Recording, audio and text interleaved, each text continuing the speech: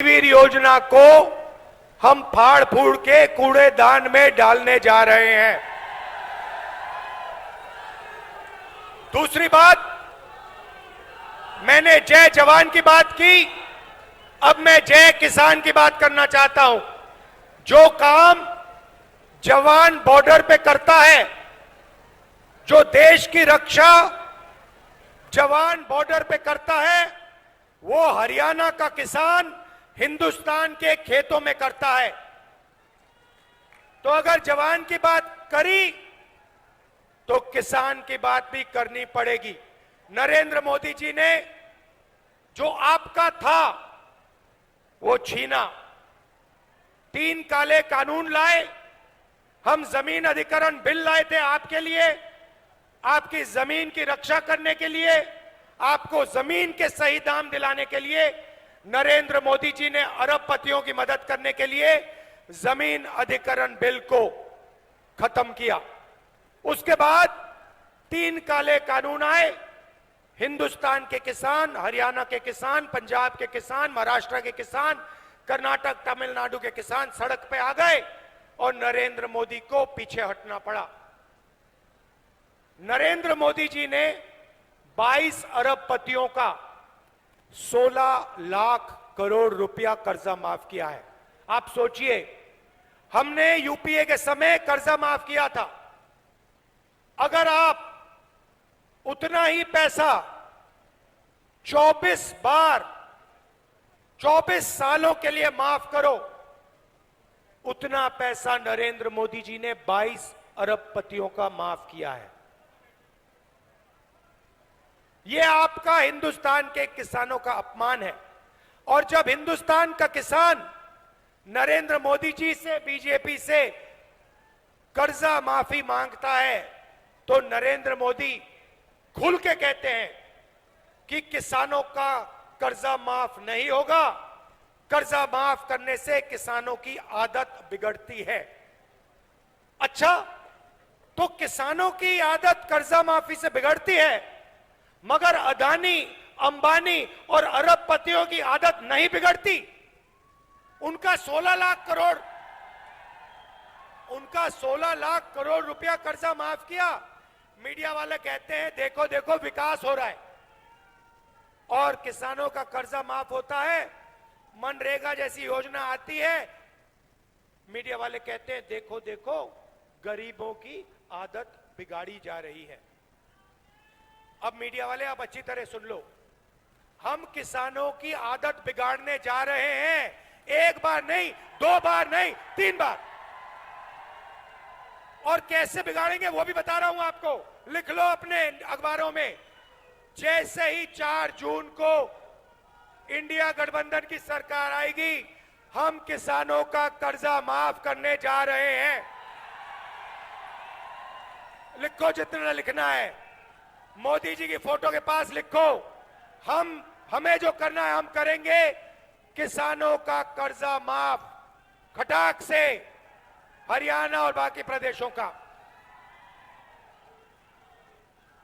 उसके बाद भाइयों और बहनों और किसानों, हरियाणा के सारे मेहनती किसानों, आप सुनो।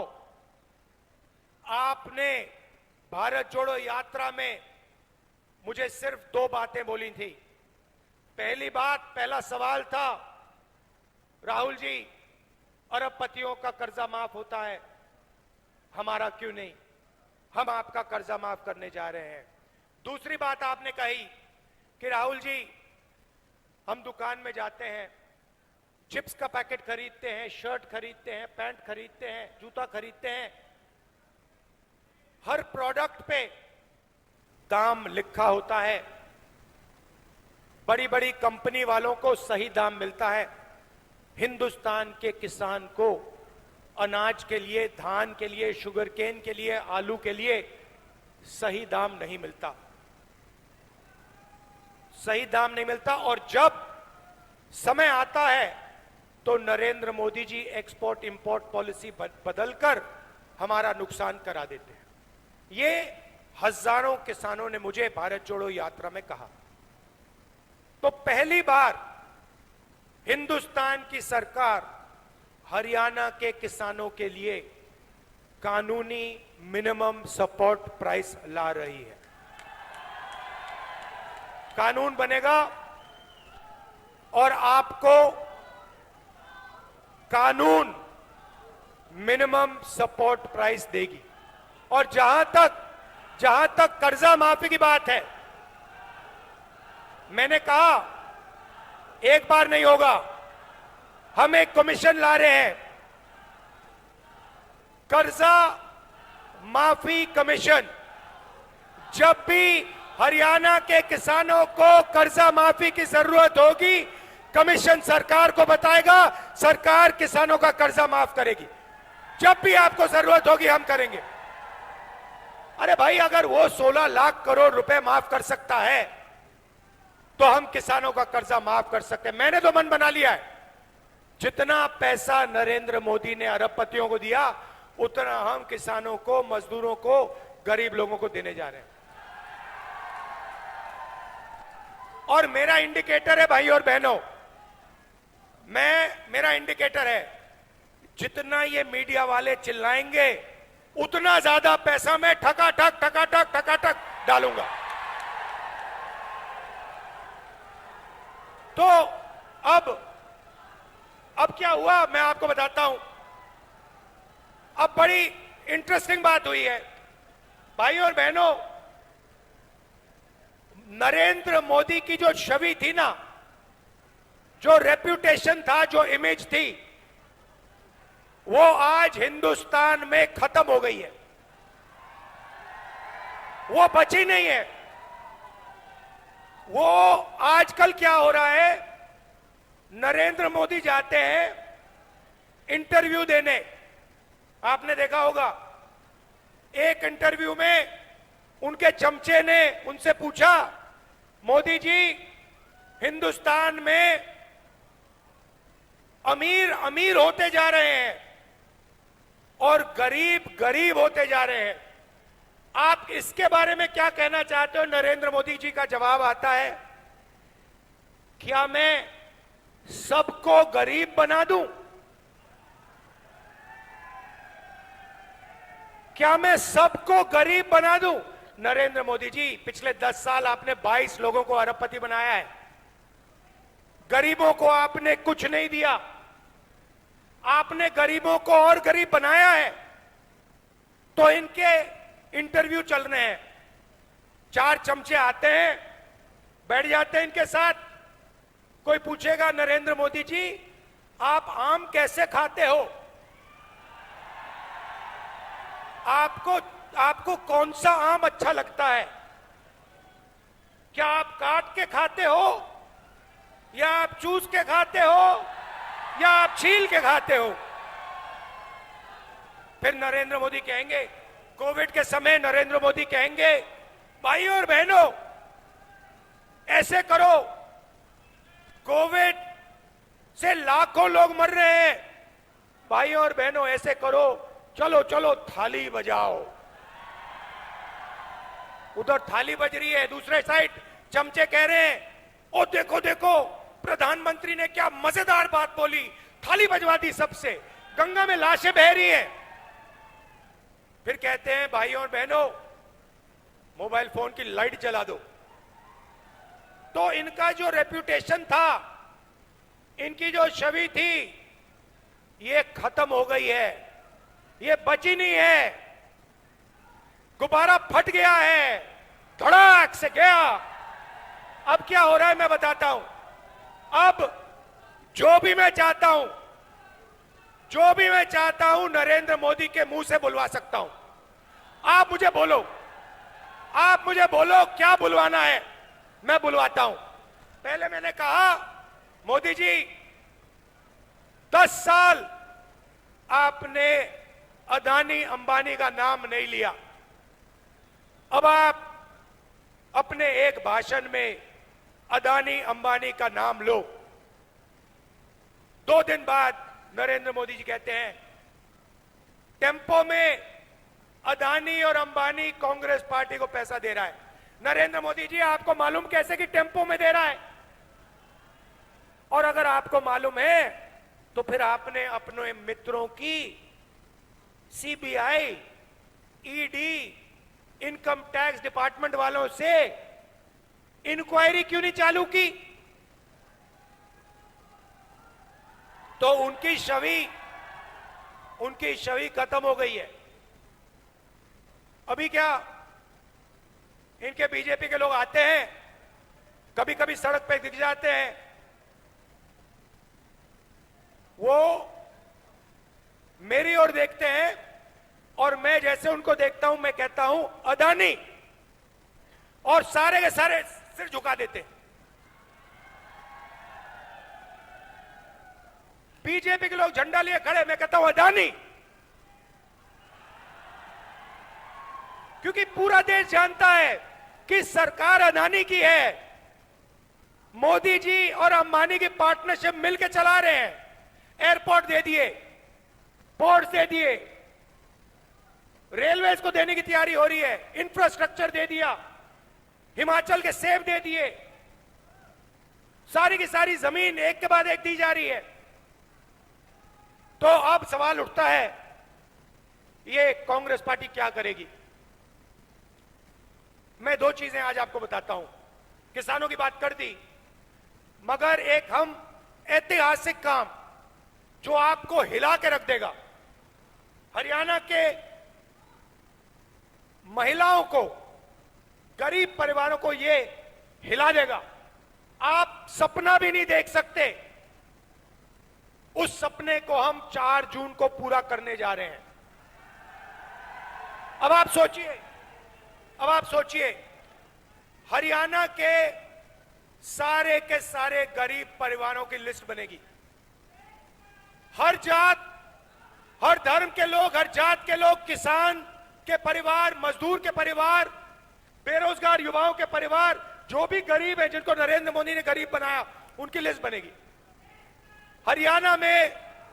भैया, मैं राजा नहीं हूं भैया, राजा मोदी जी हैं।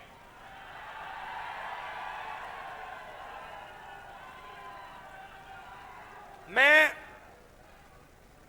देश का राजा नहीं हूं, देश का राजा कभी नहीं बनना चाहता हूं।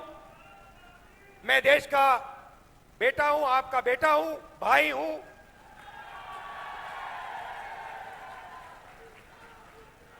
राजा मोदी जी हैं।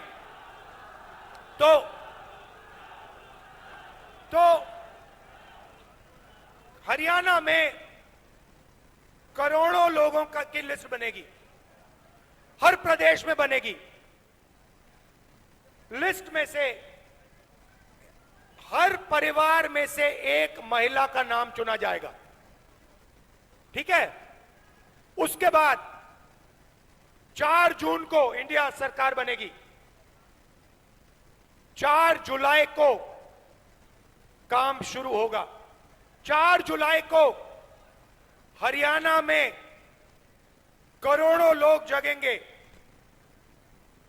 अपने बैंक अकाउंट को करोड़ों महिलाएं चेक करेंगी और 4 जुलाई बैंक अकाउंट के अंदर 8,500 रुपए हर महिला के बैंक अकाउंट में मिलेगा। अब आप कहोगे तो क्या हुआ? 8,500 रुपए डाल दिए जुलाई में, तो क्या हुआ? अगस्त में 8,500 रुपए, सितंबर में 8,500, अक्टूबर, नवंबर, दिसंबर, जनवरी, फरवरी, मार्च, अप्रैल, मई, जून, जुलाई, खटाखट अंदर। ऐसा झटका लगा नरेंद्र मोदी को, अब अपने भाषण में बोल रहे हैं खटाखट। भाइयों और बहनों, आपने कभी सोचा कि हरियाणा के सबसे गरीब परिवारों के बैंक अकाउंट में साल का 1 लाख रुपया सरकार डालेगी? आपने कभी नहीं सोचा था। यह काम हम 4 जून को शुरू करने जा रहे हैं और यह पैसा हर महीने आएगा और उस दिन तक आएगा जिस दिन तक वो परिवार गरीबी रेखा के नीचे होगा। वो चलता जाएगा कटाकट कटाकट कटाकट कटाकट अंदर।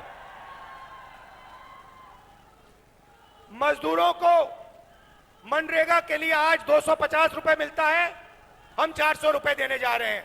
और आशा और आंगनवाड़ी में जो महिलाएं काम करती हैं उनकी आमदनी डबल।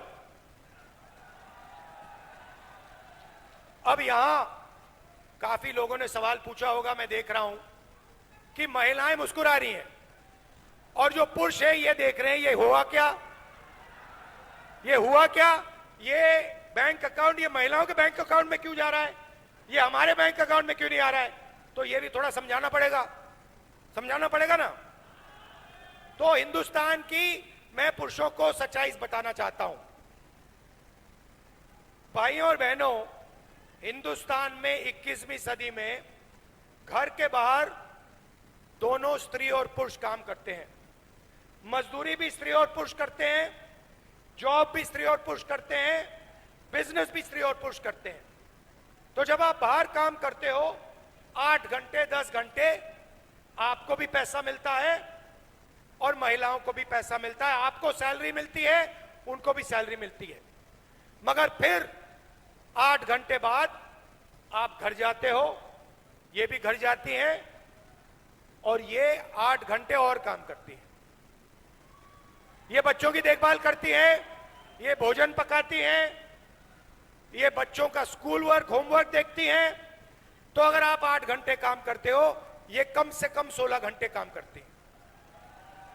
इसीलिए इनके बैंक अकाउंट में 1 लाख रुपया जाने वाला है। मगर मैं हरियाणा के पुरुषों को बहुत अच्छी तरह जानता हूं। मैं जानता हूं कि जैसे इनके बैंक अकाउंट में 1 लाख रुपया आएगा, आप किसी ना किसी तरीके वो उनका पैसा आप भी थोड़ा सा ले जाओगे, तो फायदा परिवार को होगा और सिर्फ परिवार को नहीं होगा। भाइयों और बहनों, नरेंद्र मोदी ने अरबपतियों को पैसा दिया। उन्होंने इस पैसे को अमेरिका में, इंग्लैंड में, दुबई में खर्च किया। हम आपके जेब में पैसा डाल रहे हैं। आप इस पैसे को गांव में, छोटे छोटे कस्बों में, दुकानों में खर्च करोगे। आप shirt, pant, mobile phone, motorcycle, diesel, petrol, ये चीजें खरीदोगे। जब ये खरीदोगे, जो फैक्ट्रियां आज नरेंद्र मोदी जी ने बंद कर रखी हैं, वो सारी की सारी फैक्ट्रियां चालू हो जाएंगी। इंडस्ट्रियलाइजेशन एक बार फिर शुरू हो जाएगा और उन्हीं फैक्ट्रियों में हरियाणा के युवाओं को रोजगार मिलेगा। तो देखिए, एक काम, आपके जेब में पैसा डाला, फैक्ट्रियां चालू कर दी, आपको रोजगार भी दे लिया। तो एक प्रकार से जैसे गाड़ी में, मोटरसाइकिल में पेट्रोल डाला जाता है, वैसे ही हम हिंदुस्तान के अर्थव्यवस्था में पेट्रोल डाल रहे हैं। आपके जेब में डायरेक्ट पेट्रोल डाल रहे हैं। उसके बाद 5 जुलाई को हम चाबी घुमाएंगे, हिंदुस्तान की अर्थव्यवस्था जैसे ट्रैक्टर स्टार्ट होता है, गड़गड़ गड़गड़ स्टार्ट हो जाएगी। अब युवा कह रहे हैं कि राहुल जी, आपने किसानों की बात कर दी, आपने मजदूरों की कर दी, आपने महिलाओं की कर दी, आपने हमारी बात नहीं की। तो 2 चीजें आपको कहना चाहता हूं। हमने पता लगाया 30 लाख सरकारी रोजगार खाली पड़े हैं। हमारा पहला काम 30 लाख रोजगार आपको दिलवाने का होगा। और दूसरा ऐतिहासिक काम, हम आपको हिंदुस्तान के ग्रेजुएट्स को, यूनिवर्सिटी और कॉलेज ग्रेजुएट्स को एक नया अधिकार देने जा रहे हैं। आपको याद होगा, हमने पहले मनरेगा में रोजगार का अधिकार दिया था, उससे करोड़ों लोगों को फायदा हुआ। अब हम एक नया अधिकार ग्रेजुएट्स के लिए ला रहे हैं और आप हैरान हो जाओगे, क्योंकि किसी भी सरकार ने, दुनिया की किसी भी सरकार ने आज तक यह नहीं किया है। हम आपको पहली नौकरी पक्की का अधिकार देने जा रहे हैं। होगा क्या? हरियाणा में प्राइवेट सेक्टर में, पब्लिक सेक्टर में, सरकारी अस्पतालों में, सरकारी कॉलेजेस, यूनिवर्सिटीज में, सरकारी ऑफिसेज में ये नौकरियां आपको मिलेंगी।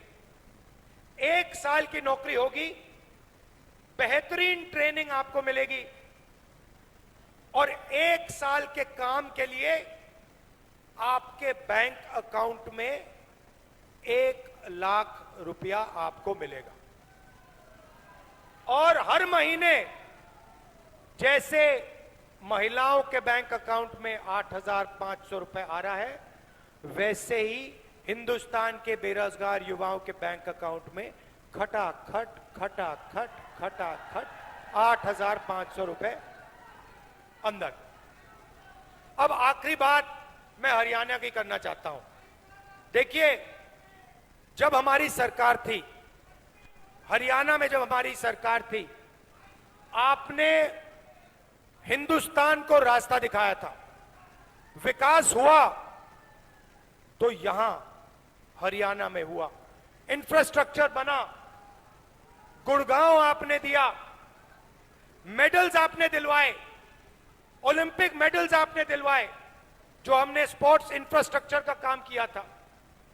तो अब समय आ गया है, आपको देश को रास्ता दिखाना पड़ेगा। यह आपकी जिम्मेदारी है, मैं आपको छोड़ने वाला नहीं हूं। यह हरियाणा जो है पूरे देश को रास्ता दिखाता है, यह आपकी जिम्मेदारी है। अब आप देश को रास्ता दिखाइए, विकास का रास्ता, इंफ्रास्ट्रक्चर का रास्ता, ओलंपिक्स वाला रास्ता। और सबसे जरूरी, जो ये नफरत फैलाते हैं, नरेंद्र मोदी जो नफरत फैलाते हैं, इसके खिलाफ, ये इनका जो नफरत का बाजार है, इसमें आप सब मिलकर मोहब्बत की दुकान खोलिए।